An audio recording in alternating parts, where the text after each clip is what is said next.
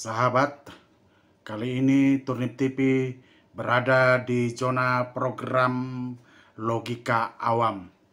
Kita akan melihat bagian-bagian Alkitab secara logika awam, bukan ahli, bukan sarjana. Jadi pemikiran-pemikiran awam, logika awam dalam program logika awam on Turnip TV. Saudara, sebelum kita masuk ke dalam acara, saya dengan rendah hati meminta untuk Anda kalau suka bisa subscribe, share, dan juga like, serta komen-komen atau kita berdiskusi lewat komen. Kalau Anda tidak setuju, Anda dapat berkomen di kolom komen.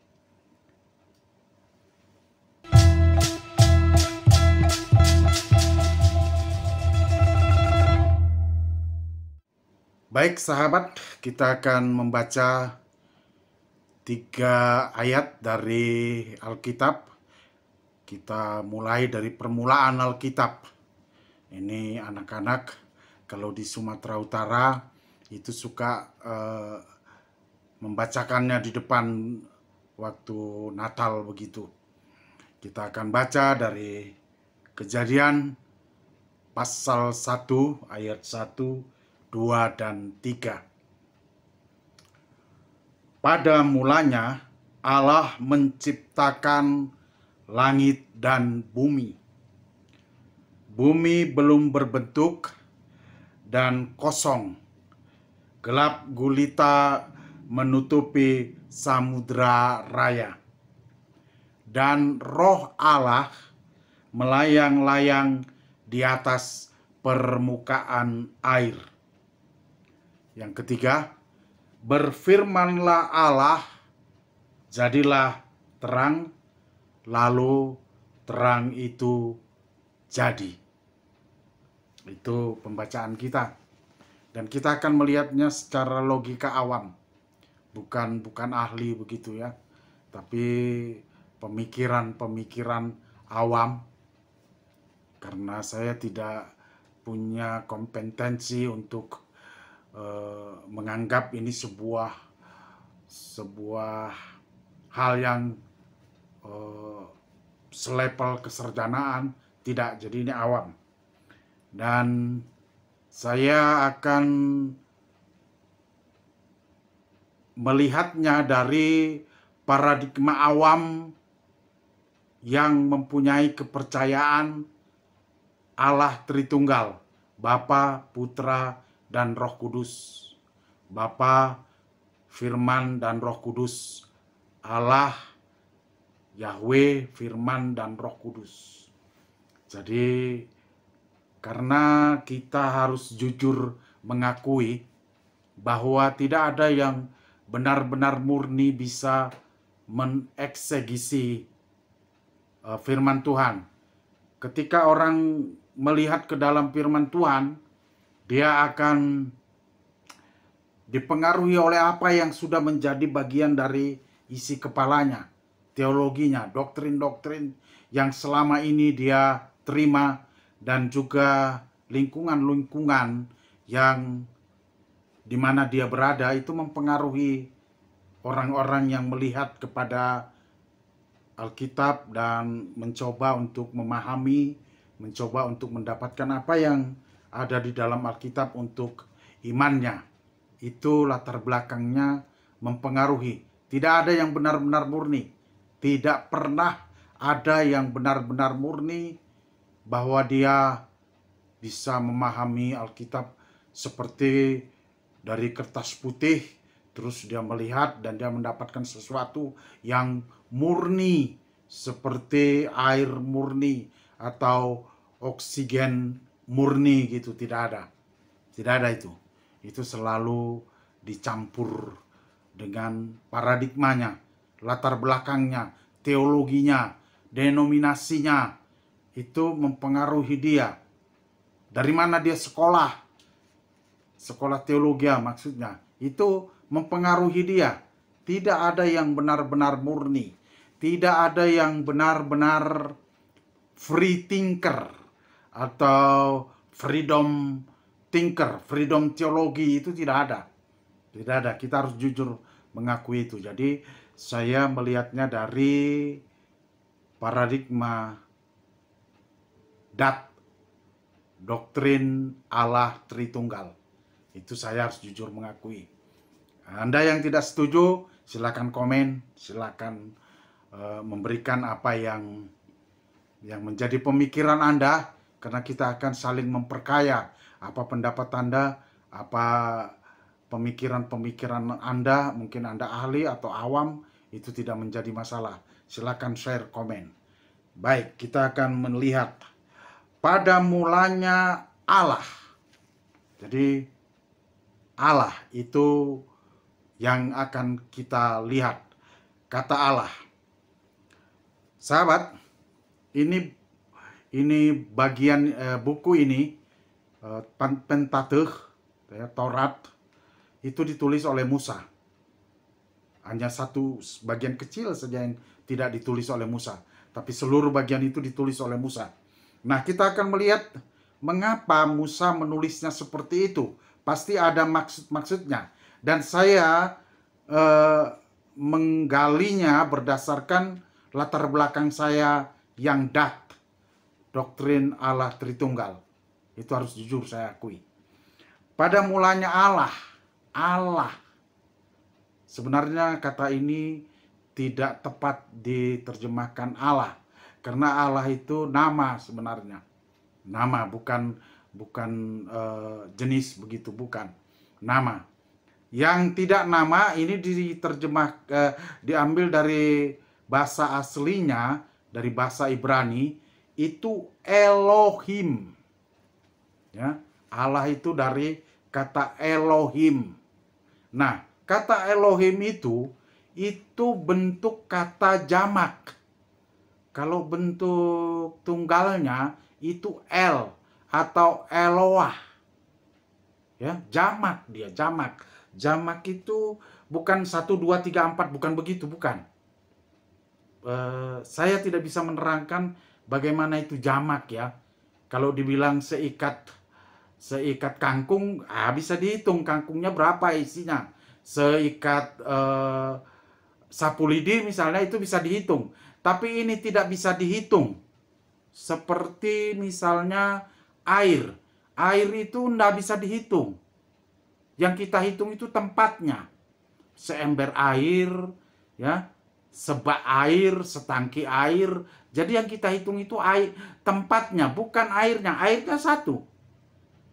Air yang ada di ember dengan air yang ada di bak, dengan air yang ada di tangki, air yang ada di danau, bahkan air yang ada di laut, itu satu. Tapi laut itu air yang ketambahan natrium klorida. Asin dia jadinya. Jadi itu satu sebenarnya, air itu. Tempatnya yang kita hitung. Jadi kata Elohim itu jamak, bukan jamak dalam bentuk 1, 2, 3, 4, bukan. Tapi seperti air itu. Ya, jamak dia. Bentuknya jamak. Kalau tunggalnya satu, sebiji, setunggil, apa sih itu? Only one, itu Al, yang nanti jadi Allah. Lah itu nama. Atau Eloah. Atau kalau orang Ibrani suka pakai Elohenu. Itu sama, kata yang sama. Nah, pertanyaan saya, kenapa Musa menulis kata ini dengan Elohim? Kenapa dia tidak pakai El atau Al atau Eloah? Karena di tempat-tempat lain dia pakai yang begitu. Ketika dia menunjuk kepada tunggal. Ya. Jadi ketika dia menunjuk kepada ilah yang tunggal, dia memakai kata El atau Eloah atau Elohenu. Jadi kita bertanya, mengapa katanya itu ditulis dalam bentuk jamak Elohim? Pasti ada maksudnya. Pasti ada yang melatar belakangi Musa menulis itu dengan kata Elohim, jamak. Nah, ini harus kita sadari. Mengapa? Nah, itu kalau kata yang lain itu ehad, esa dalam bahasa Sanskerta yang di Indonesia kan jadi esa.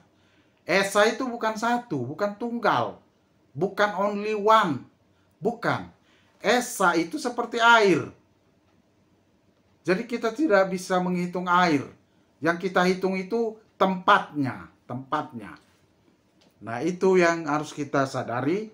Logika awamnya kenapa dia memakai kata Elohim, jamak. Tapi bukan berarti bahwa ya seperti saya katakan tadi tidak bisa dihitung 1, 2, 3, 4 ehad atau esa atau jamaknya ini tidak bisa dihitung 1, 2, 3, 4, 5, 6 gitu seperti mangga, seperti apel atau seperti ikan bisa gitu, seekor, 2 ekor, ayam seekor, 2 ekor, lembu seekor, 2 ekor, manusia seorang, 2 orang. Tidak. Dia tidak bisa dihitung seperti itu, walaupun jamak. Dia seperti air. Kalau mau dihitung ya tempatnya. Itu Elohim. Artinya jamak. Allah yang esa. Allah yang tidak tunggal. Tidak satu. Itu sebabnya bapak-bapak gereja pada akhirnya nanti merumuskan pemahaman mereka, pembacaan mereka atas ayat-ayat Alkitab dari Kejadian sampai Wahyu dengan kata Tritunggal. Elohim itu jamak, bukan tunggal. Sekali lagi, bukan tunggal. Jadi ini harus kita sadari. Harus kita sadari benar bahwa itu kata yang jamak. Tapi bukan jamak 1, 2, 3, 4, 5, bukan. Itu juga harus kita sadari. Nanti ada orang bilang, masa 1 tambah 1 tambah 1 sama dengan 1. Bukan itu, bukan. Bukan seperti itu. Kalau 1 tambah 1 tambah 1 ya sama dengan 3. Karena itu only one. Satu. Tunggal. Bukan jamak. Jamak itu beda. Nah, jadi Elohim itu Allah, Tuhan. Kita tidak bisa pakai Allah sebenarnya, tapi di sini dipakai Allah. Tuhan, Elohim yang jamak. Di mana dia berada? Di surga. Cuman di surga? Tidak. Ada di mana-mana. Karena dia maha hadir. Dia juga melampaui, beyond alam semesta. Ya, dia melebihi alam semesta karena dia Allah yang maha. Tapi dia ada di surga. Ada juga di alam semesta. Ada di mana-mana. Bahkan menyelimuti alam semesta. Dia lebih besar dari alam semesta karena dia adalah pencipta alam semesta. Kita nggak bisa bayangkan bagaimana itu terjadi. Allah ada di surga. Allah mengcover, menyelimuti alam semesta. Tidak bisa. Kita tidak bisa membayangkan. Kita harus tahu keterbatasan kita. Jadi Elohim itu jamak, seperti air. Air ada di mana-mana, bukan? Dan airnya bentuknya juga bermacam-macam, bukan? Ada yang kalau di kutub dia gunung-gunung es. Ya, di laut dia karena tercemar oleh yang lain-lain dia menjadi asin. Tapi bukan begitu dengan roh Allah. Bukan begitu dengan Allah. Tidak, Allah itu murni. Karena dia tidak sama dengan ciptaan.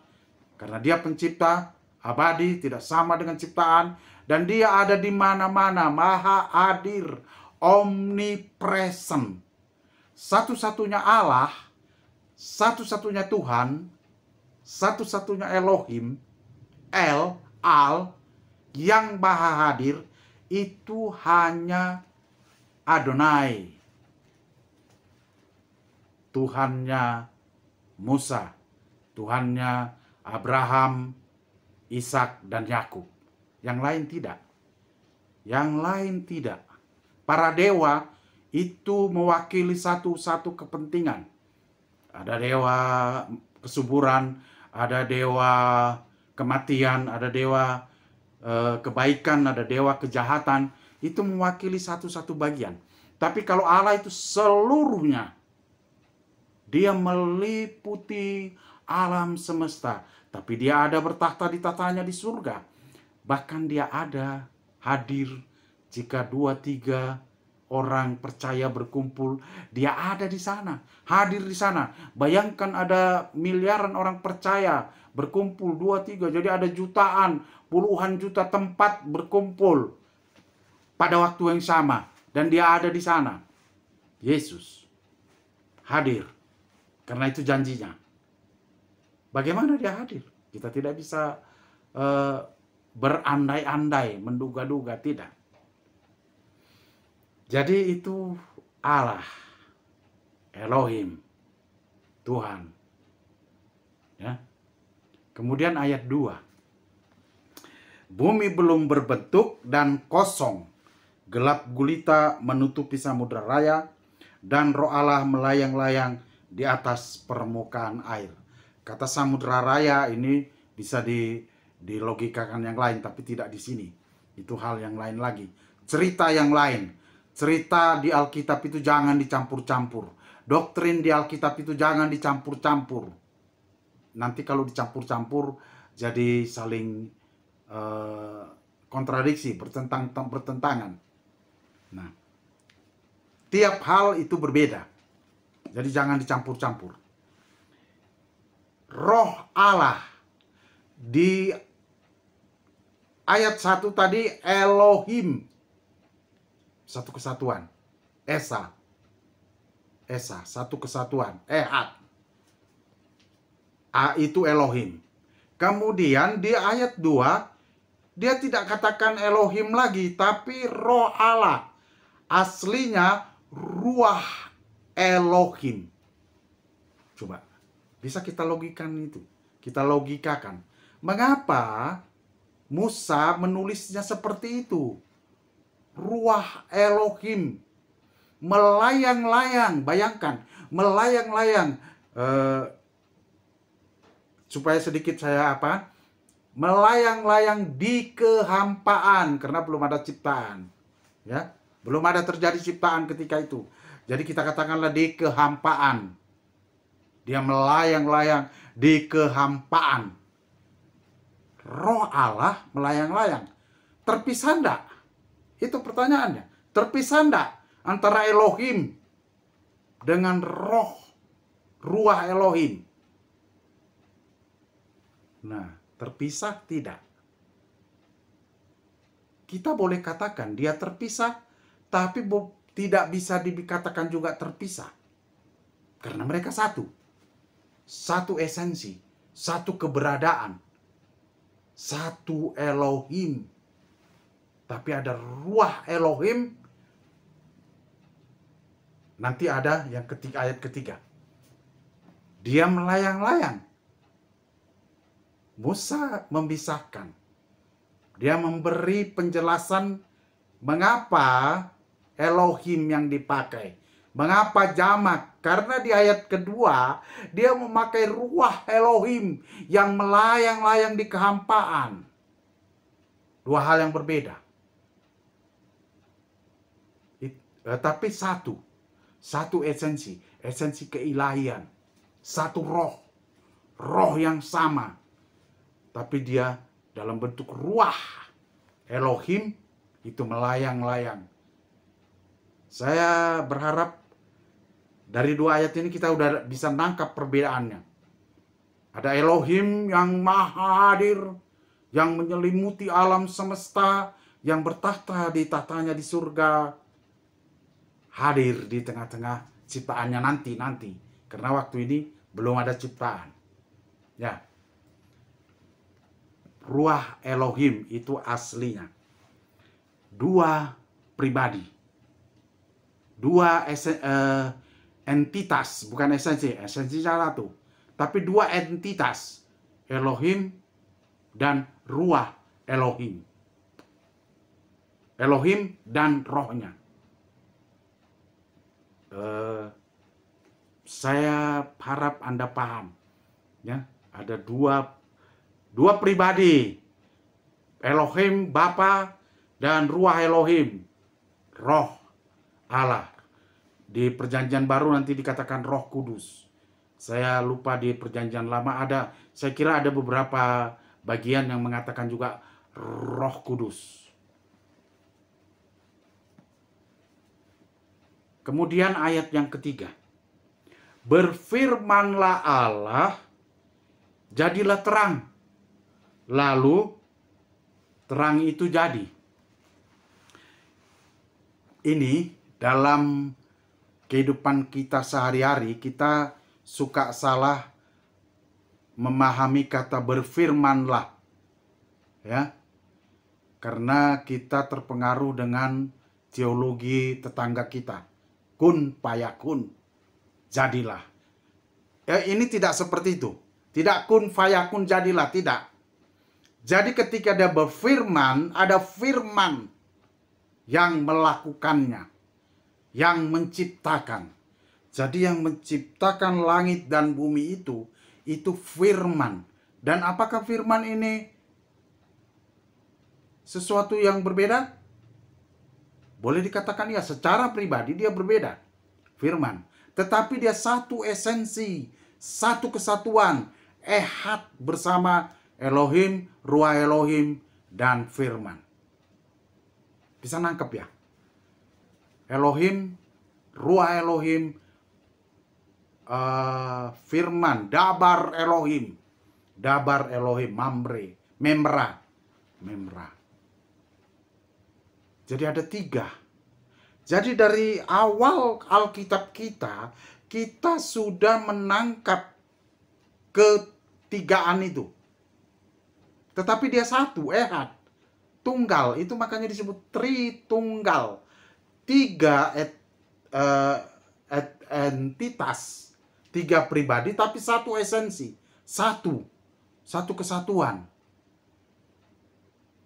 Tidak bisa disamakan dengan apapun. Saya pernah mengatakan begini, orang bikin kopi susu, ada air, ada susu, ada air, ada kopi. Itu tiga. Dan ketika dibuat itu memang menjadi satu.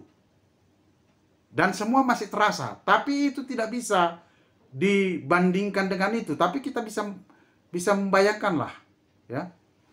Atau kulit mangga. Ada kulit, ada buah mangga, dan ada biji. Tapi itu tidak bisa dibandingkan ke situ.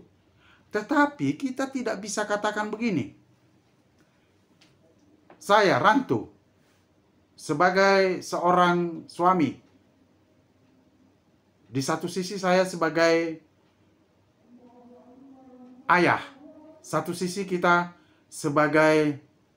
saya sebagai pelayan, misalnya tadi saya melayani di gereja sebagai lektor. Itu tidak sama. Itu orang yang sama, yang satu sebiji, only one. Ini tidak seperti itu, berbeda. Tidak seperti kopi susu, tidak seperti buah mangga, walaupun tiga itu tidak. Ini berbeda, seperti air itu tadi. Ada di mana-mana, tetapi mereka satu. Tidak ada air yang berbeda. Air apapun itu satu air. Esensinya H2O. Ketambahan yang lain, ya betul. Tapi esensi dasarnya itu H2O. Allah itu roh, itu esensinya roh. Tapi dia berpribadi, berkenosis. Nanti kita sepanjang Alkitab ini, kita akan melihat. Dan kalau kita mengatakan bahwa Allah itu satu, Eka, Yahid, itu nanti kita akan bermasalah ketika kita menghadapi cerita-cerita di Alkitab. Misalnya seperti cerita yang ada di Kejadian 18, ketika Yahweh bertemu dengan Abraham. Bagaimana mungkin itu terjadi? Kalau dia satu, seperti Dewa dewa apa namanya, dewa Zeus misalnya gitu, atau dewa apa, dewa Brahma, itu satu. Ini sesuatu yang berbeda. Bukan seperti dewa Brahma atau dewa Zeus gitu, bukan. Dewa Ra gitu, bukan. Esensinya satu, roh. Dia berkepribadian tiga. Bapa, Putra, dan Roh Kudus. Itu ada di dalam Alkitab. Dari Kejadian yang kita lihat tadi sampai kepada Wahyu nanti, itu muncul terus menerus, all and all. Jadi kalau kita membacanya dengan cara paradigma yang lain, kita akan mengalami masalah, membuat dalil-dalil baru, membuat hal-hal yang baru, yang tidak lagi, ya masih Alkitab, tapi tidak pas dengan apa sebenarnya yang mau dikatakan Alkitab. Nah, tadi saya jujur mengatakan bahwa ini paradigma paradigma Tritunggal. Ya. Kalau kita melihat Alkitab di luar paradigma Tritunggal, kita akan merasa aneh gitu ya, aneh. Merasa banyak hal-hal yang sukar dimengerti. Ya. Satu-satunya Allah, satu-satunya Tuhan yang maha hadir, omnipresent, itu hanya Yahweh, Elohim. Tuhannya Abraham, Ishak, dan Yakub. Yang lain tidak. Bahkan ada yang tidak dia ada di surga, terus kemudian dia turun ke surga kedua, ke surga ketujuh, keenam, kelima, keempat, ketiga, kedua, ke-1. Ini tidak seperti itu. Tuhan kita adalah Tuhan yang maha hadir, maha besar. Dia maha dari semuanya.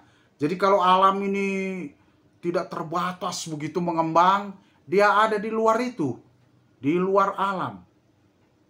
Tapi dia ada di surga. Dia ada di dalam bersama-sama dengan orang-orang percaya. Tetapi saya pernah membaca Injil Thomas. Itu tidak sama seperti begini. Di dalam Injil Thomas dikatakan begini. Belahlah batu, aku ada di sana. Belahlah pohon kayu, aku ada di sana. Cungkillah tanah, aku ada di sana. Bukan seperti itu, bukan. Dia bukan alam semesta ini, bukan. Jadi kalau tidak tepat juga kalau ada yang mengatakan semesta merestui. Tidak. Dia bukan alam semesta. Dia yang mencipta. Dia yang lebih besar dari alam semesta. Mengcover, menyelimuti alam semesta. Dia ada di mana-mana, tapi tidak seperti Injil Thomas yang palsu itu mengatakan, belahlah batu, aku ada di sana. Belahlah kayu, aku ada di sana. Potonglah pepaya, aku ada di dalamnya. Galilah tanah, aku ada di dalamnya juga. Bukan seperti itu. Beleklah ikan tuna, aku ada di dalamnya. Bukan seperti itu. Dia ada di mana-mana, dia maha hadir, tetapi terpisah dari ciptaan. Dia tidak sama dengan ciptaan, dia terpisah dari ciptaan. Dia bukan ciptaan, tetapi dia pencipta. Roh. Dia roh. Bukan seperti dewa-dewa. Bukan. Roh. Tetapi dia juga berpribadi. Pribadi Bapa, Putra, dan Roh Kudus. Nanti kita akan melihat banyak hal. Kalau kita menjelajahi firman Tuhan dari Kejadian sampai seterusnya, kita akan melihat itu. Banyak bagian-bagian yang menyatakan seperti itu. Ketritunggalan Allah. Ketiga pribadian Allah, tapi kesatuan esensi.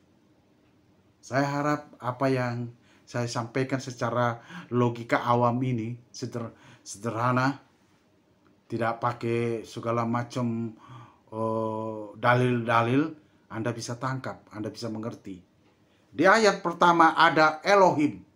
Di ayat kedua ada Ruah Elohim.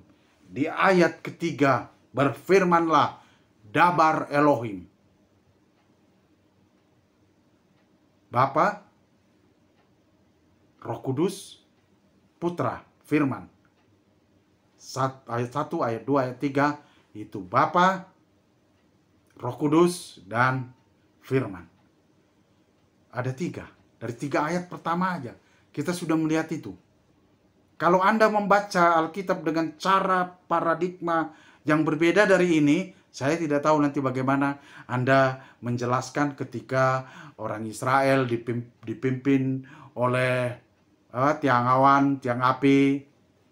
Bagaimana Anda menjelaskan ketika Musa bertemu dengan semak yang api, di semak yang tidak membakar itu. Bagaimana Anda bertemu dengan Abraham yang ngopi-ngopi di tendanya. Kita terpaksa cari dalil-dalil untuk menjelaskan itu. Padahal sederhananya, karena dia adalah 3 pribadi, terpisah tapi satu tapi terpisah. Jadi dia bisa datang, dia bisa ada di mana-mana saja dalam bentuk pribadi.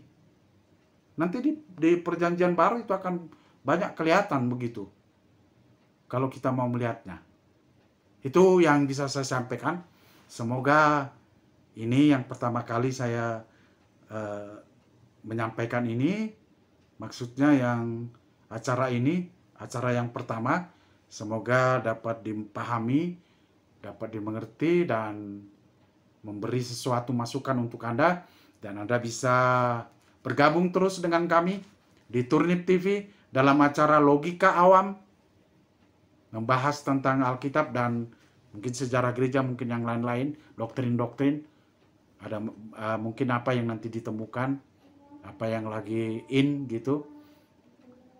Saya berharap Anda subscribe, kemudian like, share kepada banyak teman, untuk teman-teman juga dapat diberkati dengan apa yang ada di channel ini. Dan saya akan berterima kasih dengan rendah hati. Saya akan berterima kasih untuk apa yang Anda lakukan. Shalom, Tuhan memberkati.